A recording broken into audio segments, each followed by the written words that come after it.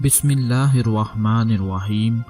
अस्सलामु अलैकुम ख़वातीनो हज़रात। आज की इस वीडियो में आप लोगों को रिज़्क़ की तंगी दूर करने के हवाले से एक अमल बताने जा रहे हैं और ये अमल कुरान पाक की एक बहुत ही प्यारी और छोटी सी सूरत पर मुश्तमिल है, जिसे पढ़ने के बाद आपकी रिज़्क़ की तंगी भी दूर हो जाएगी और घर में खुशहाली पैदा होना शुरू हो जाएगी।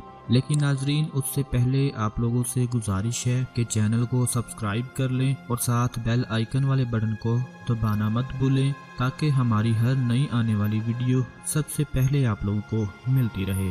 दोस्तों, आज का ये अमल आप लोगों ने फजर और असर की नमाज के बाद करना है, क्योंकि 5 नमाजों में सबसे अहम नमाज फजर की है, जिसे अदा करते ही एक मुसलमान अपने दिन का आगाज करता है, इसलिए उसका एहतमाम निहायत ज़रूरी है। दोस्तों, बहुत ही हैरत अंगेज सूरत हाल ये है कि मस्जिदों में फजर की नमाज के वक्त बहुत कम लोग नजर आते हैं और उनमें ज़्यादातर झुकी हुई कमर वाले बूढ़े लोग होते हैं।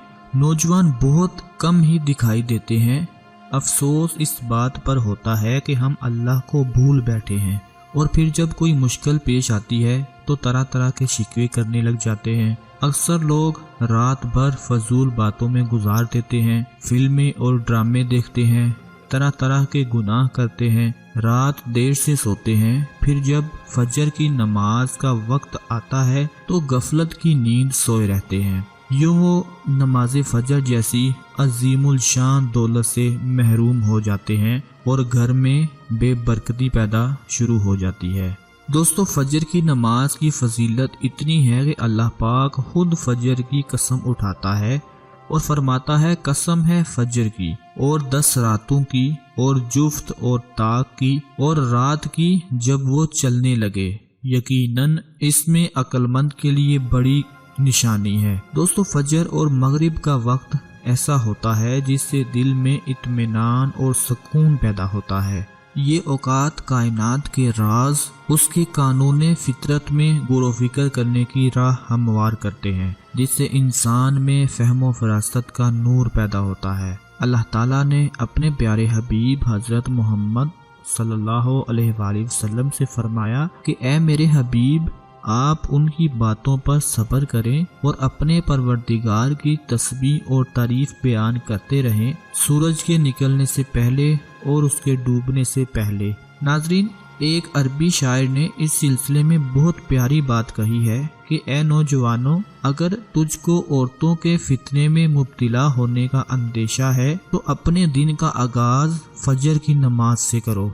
अल्लाह पाक आपका निगहबान और मुहाफिज बन जाएगा। नाज़रीन, फजर की नमाज से मुतल्लिक हदीस मुबारक से ये बात मालूम होती है कि सुबह के वक्त में बहुत बरकत होती है। जो सुबह के वक्त सोता रह जाता है वो बरकत से महरूम हो जाता है। इसी तरह नमाज फजर के साथ साथ नमाज मगरिब को भी बहुत फजीलत हासिल है और आज की इस वीडियो में रिज़्क़ की तंगी को दूर करने के हवाले से आपको अमल बताने जा रहा हूँ, ताकि जो लोग रोज़गार की वजह से परेशान रहते हैं उनकी परेशानी दूर हो जाए, क्योंकि इस ज़मीन पर बसने वाला हर इंसान अपनी घरेलू ज़रूरियात पूरी करने के लिए शब व रोज़ दौड़ धूप करता है और बड़ी मेहनत व मुशक्क़त से अपने घर वालों का पेट भरने के लिए रोज़ी कमाता है। अगर वो ये तमाम काम अल्लाह पाक के अहकामात और सुन्नत नबवी के मुताबिक अंजाम दे तो ये सब इबादत बन जाते हैं।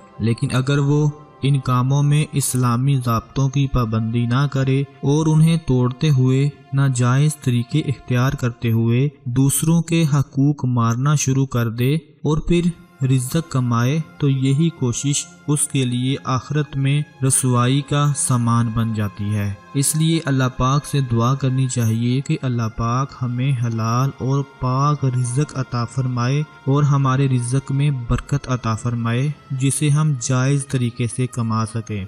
तो दोस्तों, आप लोगों को जो अमल मैं आज बताने जा रहा हूँ वो आपने कैसे करना है, किस वक्त करना है और इसका तरीका क्या है, वो आप ज़रा गौर से जान लें कि फजर और मगरिब की नमाज जब आप अदा कर लें तो वहीं पर बैठे रहें, अपनी जगह पर बैठे रहें اور قرآن پاک کی ایک بہت ہی پیاری سورت ہے، سورہ مبارکہ سورہ قریش ہے، اس کی آپ نے 11 مرتبہ تلاوت کرنی ہے۔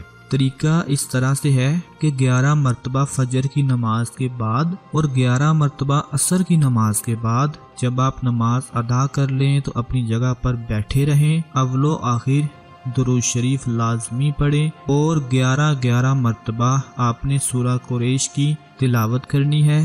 پھر اللہ پاک سے اپنے رزق کے لیے، رزق کی تنگی ختم کرنے کے حوالے سے دعا کرنی ہے۔ انشاءاللہ آپ کی پریشانی ختم ہو جائے گی اور ہر طرح کی تنگ دستی کا خاتمہ ہو جائے گا۔ ناظرین، اس ویڈیو کو صرف اپنے تک مت رکھیں، اپنے دوستوں کے ساتھ لازمی شیئر کریں، ویڈیو کو لائک بھی لازمی کریں تاکہ ہماری ہر نئی آنے والی ویڈیو آپ لوگوں کو زیادہ سے زیادہ فائدہ دیتی رہے۔ اپنا خیال رکھیے گا، دعاؤں میں یاد رکھیے گا۔ اللہ حافظ۔